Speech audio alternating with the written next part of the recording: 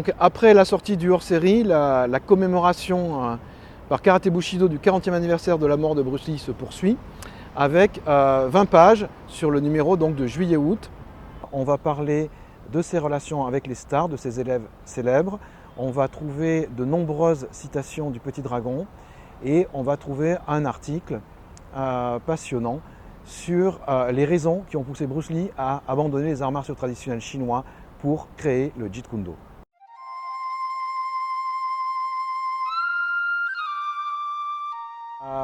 C'est un enfant d'acteur. Il a joué la comédie très régulièrement pendant les vacances scolaires à partir de l'âge de 6-7 ans. Et à partir de 10 ans, c'est une vraie petite vedette. C'est-à-dire qu'il a son premier rôle, premier rôle à l'âge de 9 ans, en 1951. Il obtient beaucoup de choses parce qu'il est connu. Et en particulier, Ip Man, qui a du mal à admettre des enfants relativement jeunes dans son école, va accepter Bruce Lee parce que c'est une vedette de cinéma. Et du coup, il a l'habitude d'être très très souvent photographié.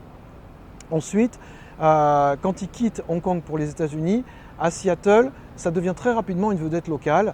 C'est-à-dire qu'il fait des émissions de radio et il fait des émissions sur une chaîne locale, sur le Kung Fu bien évidemment. Il a beaucoup d'élèves et les gens qui l'apprécient font en sorte qu'il soit bien mis en valeur. Et lui-même, c'est un ancien comédien, même s'il ne l'est plus à ce moment-là, et il sait comment se mettre en valeur. Donc on va dire que c'est un bon client pour les médias. Et en fait, pour le Frelon Vert, on va se rendre compte qu'il est très très bon en interview et les producteurs vont le mettre en avant. Ce qui fait qu'à partir de 1966, à partir du tournage du Frelon Vert, on ne va pas cesser de le voir tout le temps, parce que les journalistes vont se bousculer pour faire des interviews, pour le photographier. Et c'est pour ça qu'on a énormément de photos, en particulier à partir de 66.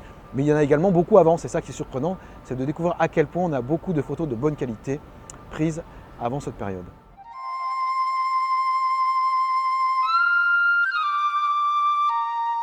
Tu peux nous la montrer ? Ouais. Alors ça c'est Jian Jae sur le tournage du Jeu de la mort. Nous sommes fin septembre, début octobre 1972. Bruce Lee doit attendre plusieurs mois la sortie de La Flamme au Dragon parce qu'en fait Raymond Shaw veut le sortir, le film est terminé depuis le début août, la post-production. Et Raymond Shaw veut attendre Noël pour le sortir dans des meilleures conditions possibles. Donc Bruce Lee se lance dans le tournage du Jeu de la mort, sans scénario, mais par contre avec des croquis et une chorégraphie très très précise en tête. Et là, il affronte donc Jian Jae qui est co-créateur du Hapkido coréen. On voit effectivement un contre Bruce Lee qui donne une percussion alors que le maître coréen veut lui appliquer une clé de poignet.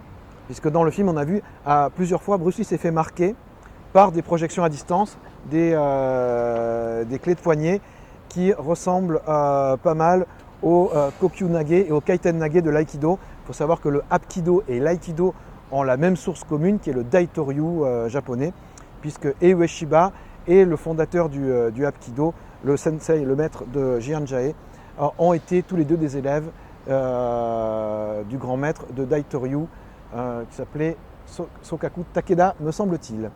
Donc c'est un combat qui est particulièrement intéressant parce que justement on voit non seulement de nombreuses techniques de projection qui sont nouvelles pour Bruce Lee parce qu'on l'avait vu utiliser un Kokyu-nage dans La Fureur de vaincre, mais auparavant il n'utilisait que des techniques de judo. C'est-à-dire c'était essentiellement des Ippon Soye-nage, des mouvements d'épaule que Bruce Lee utilisait dès d'ailleurs le Frelon Vert. On en voit également une ou deux dans Big Boss. Et là c'est tout nouveau, c'est des projections à distance plus longue qui viennent donc des arts martiaux japonais et coréens.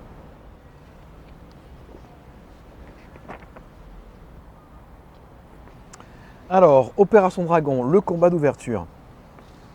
Alors c'est une scène passionnante et unique dans la carrière cinématographique de Bruce Lee parce que c'est le seul combat sportif dans ses fictions. Donc il joue toujours le héros qui doit se défendre contre les agressions des méchants ou aller régler des comptes, mais c'est toujours des combats de fiction, avec un bon et un méchant. Là, l'intérêt de ce combat, c'est qu'il s'agit en fait d'une rencontre amicale. C'est l'ouverture du film. C'est une scène qui a été conçue par Bruce Lee, qui était très différente dans le roman d'origine, enfin le scénario d'origine de Michael Allin, où c'était un combat très violent, un règlement de compte. Là, ce n'est pas du tout le cas.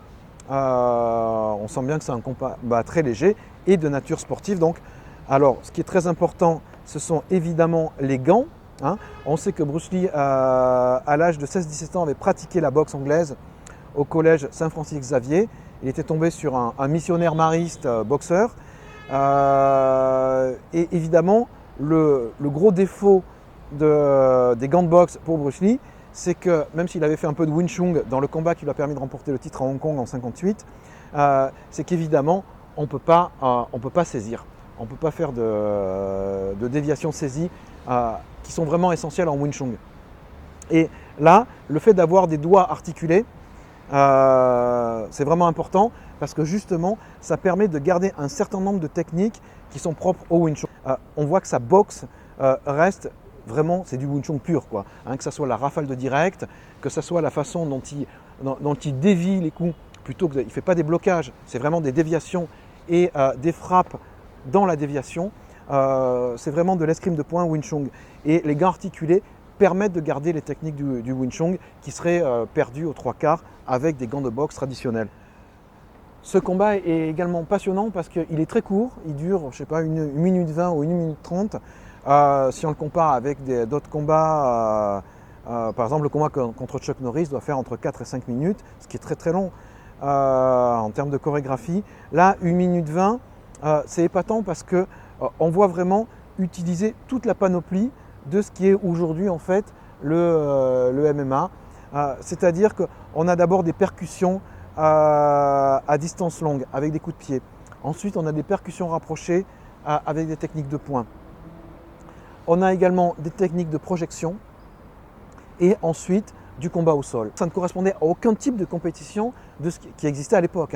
Rien ne ressemblait à ce que Bruce Lee met en scène dans cette scène d'ouverture d'Opération Dragon, et il imagine en quelque sorte ce que serait pour être plus tard la compétition d'arts martiaux idéales qui mélange harmonieusement les percussions, les saisies, les projections et les techniques de combat au sol. Donc si vous voulez en savoir plus sur Bruce Lee, avec des éléments qui ne sont pas dans le hors-série, vous pourrez voir donc dans le numéro de juillet-août un dossier de 20 pages entièrement consacré à Bruce Lee avec des tas d'infos inédites.